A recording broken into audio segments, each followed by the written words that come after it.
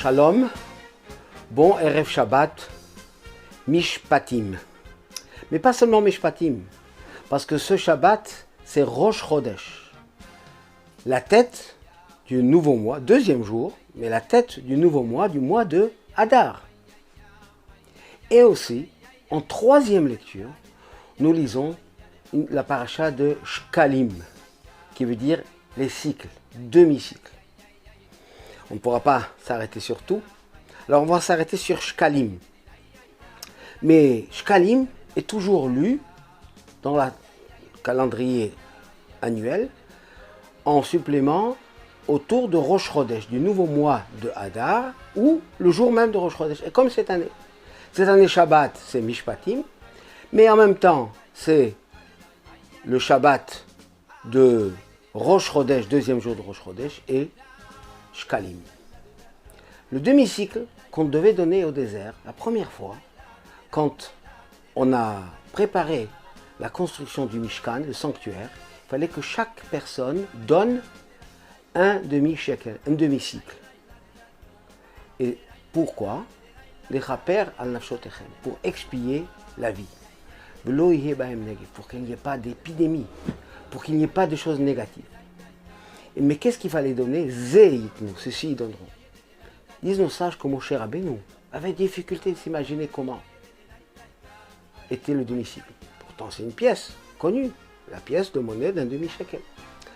Moshe Rabbeinu se demandait comment les chaper al nafshotechem, comment cette pièce-là, un demi-cycle, qui a une valeur petite, peut expier sur l'âme et sauver l'âme.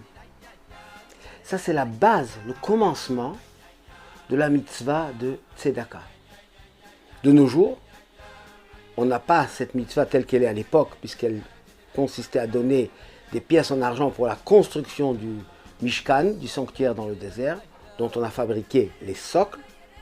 Mais à partir de là, chaque année, avant Purim, avant Rosh Chodesh Hadar ou Hadar, on lit cette lecture supplémentaire. Cette année, c'est la troisième lecture, pour nous donner un enseignement extraordinaire.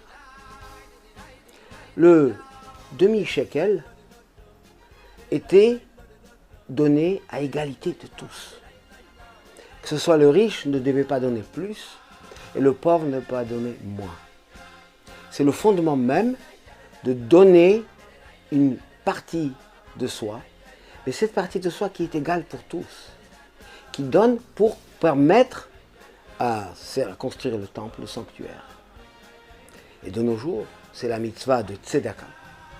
Mais Tzedaka, il y a deux formes. Il y a la forme de la quantité, on donne ce qu'on peut, il y a des règles halachiques combien, mais surtout, on donne la qualité. Ce qu'on donne, ce qui nous sommes égaux tous pareils. Le texte dit, le riche ne donnera pas plus, et le pauvre ne donnera pas moins. Pourquoi? S'il a beaucoup, il peut donner. Il peut donner à part la quantité. Ici, il s'agit de donner la qualité, le don de soi, de la tzedaka qui nous protège de tous les maux. Loïhe bahem neged, qu'il n'y ait pas d'épidémie. Actuellement, il y a un moment, une situation très difficile, ce Covid, eh bien la mitzvah de tzedaka, particulièrement, est une protection, est une participation dans l'ensemble de la construction du judaïsme, le temple comme le sanctuaire à l'époque, aujourd'hui dans son sens beaucoup plus large, mais l'important c'est l'égalité de tous. Le texte dit « Hachir le yarbe », le riche ne donnera pas plus, « Ve'ani lo yamit », le pauvre ne donnera pas moins. Ce n'est pas la quantité ici, c'est le don du cœur, la contribution, la participation. Et là, elle est égale pour tous.